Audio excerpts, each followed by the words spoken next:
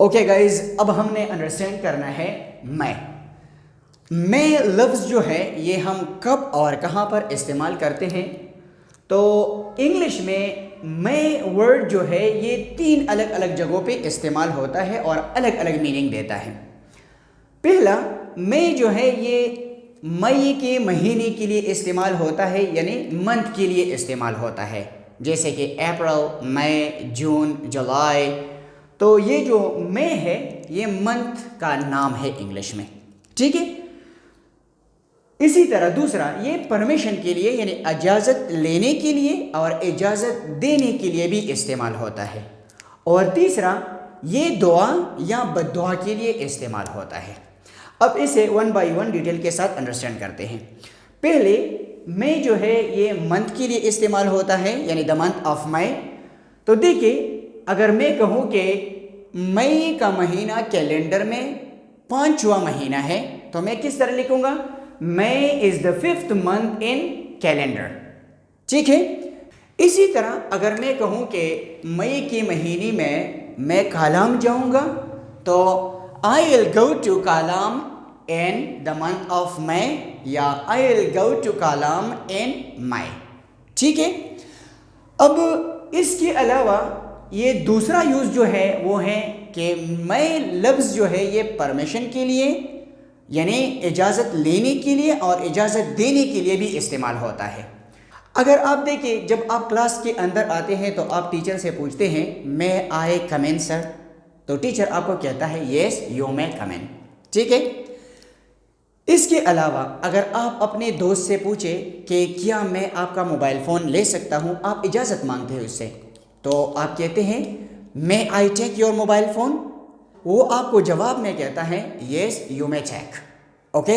اسی طرح may I take your mobile phone، may I take your pen، may I take your notebook، may I take this sheet، okay. تو ان سارے sentences میں اگر آپ دیکھیں تو may ورڈ جو ہے یہ اجازت لینے یا اجازت دینے کے لیے استعمال ہوا ہے. کلیئر ہے؟ تو آپ نے کب استعمال کرنا ہے؟ اگر آپ اجازت لینا چاہتے ہیں یا اجازت دینا چاہتے ہیں تو آپ نے اس کے لیے بھی may ورڈ جو ہے وہ استعمال کرنا ہے. ٹھیک ہو گیا؟ Yes sir. Very good. اب تیسرا یوز جو ہے may کا وہ ہے کہ may ورڈ جو ہے یہ دعا کے لیے یعنی پرے دعا کے لیے، اینڈ کرس اور بد دعا کے لیے بھی استعمال ہوتا ہے. یعنی آپ اگر کسی انسان کو دعا دیتے ہیں، اپنی نیک تمنائیں ظاہر کرتے ہیں، خواہشات ظاہر کرتے ہیں، یا اگر آپ اسے بد دعا دیتے ہیں تو ان کے لیے بھی آپ may کا ورڈ استعمال کریں گے، ٹھیک ہے. فار ایگزامپل اگر میں کہوں کہ اللہ تعالیٰ تمہیں زیادہ عمر دے، ٹھیک ہے، تو میں کس طرح کہتا ہوں may you live long. اسی طرح اگر میں آپ کو دعا دیتا ہوں، میری خواہشات آپ کے لیے یہ ہیں کہ آپ امتحان میں زیادہ مارکس لیں یا آپ امتحان میں پاس ہو جائے، تو اس کے لیے میں کس طرح کہوں گا کہ may you get good marks in the examination، ٹھیک ہے. اسی طرح میں اگر آپ کو دعا دیتا ہوں کہ آپ کا صحت اچھا رہیں یا آپ ٹھیک ہو جائے جلدی، تو میں کس طرح کہتا ہوں کہ may you get well soon.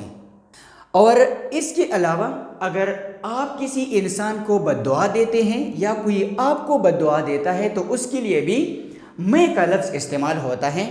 For example اگر میں کہوں کہ خدا کرے تم ایگزامینیشن میں فیل ہو جائے، ٹھیک ہے، تو میں کس طرح کہوں گا may you fail in the examination. لیکن میرا کبھی بھی یہ بد دعا آپ کے لیے نہیں ہوگا، کیونکہ میں چاہتا ہوں کہ آپ ایگزامینیشن میں اچھے مارکس لیں، لیکن صرف بد دعا کے لیے آپ اسے استعمال کر سکتے ہیں، ٹھیک ہے. اوکے گائز، تو یہ may کا استعمال ہے کہ آپ may انگلش میں کب اور کہاں پہ استعمال کریں گے. کلیئر ہے؟ Yes sir. کوئی question? No sir. Okay, very good. Okay, اب ہم اس کے بعد انڈرسٹینڈ کرتے ہیں پارٹ